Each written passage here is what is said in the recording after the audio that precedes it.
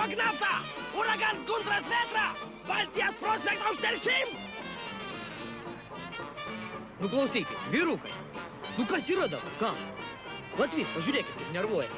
4 dienos jokių žinių saviškiam apie tą naftą negali perduoti. Vyrai, nu, kas yra? Tai gal tu jam perduok, kad valgyt noris. Jau 3 dienos, kai nieko burnoj neturėjom. Taip.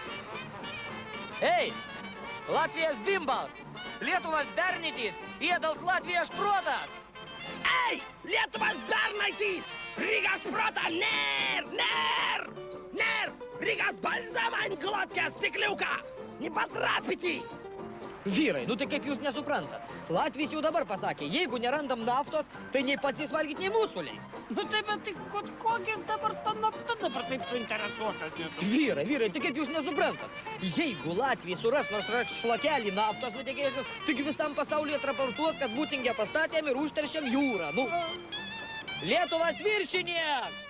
Lietuvas bernytis klausė, jeigu rasi naftas, kur daryti? Kas daryt?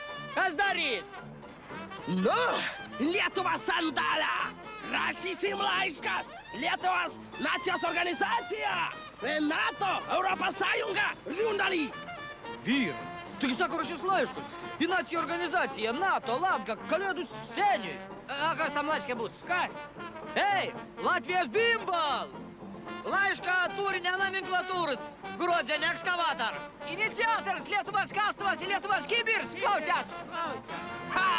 Rygas valiugas galvas! Nu, vyrai, sakė, kad laišką rašys Latvijos deputatai, tai pinigų paprašyti nepamažin. Nu, bet paklausk, ar jisai žino dabar katastrofos priešas? Apie katastrofos priešas.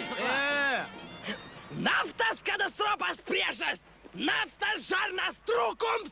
Trūkums! Klausyk, čia toks nepatogumas išėjo. Ko? Aš negalvau, kad taip gaus. Nu? Oho, aš tas biški šarnus atsipjoviau. Nu, tai kam dabar tu žarnos prireikia, nu? Žmona vėdarus darė, pritrūko. Nu, taigi mulkis tikras, nu, taigi tai žinai, kad dabar šitas Latvijas mums sėdės ant sprando tol, kol mes tos naftos nerasim. Nu, tai kas dabar daryt, nu? Aš žinau, kas daryti. Nu? Tuoj mes tos valstybinius santykius atitaisysim. Nu? Nu ką, einam palaistom?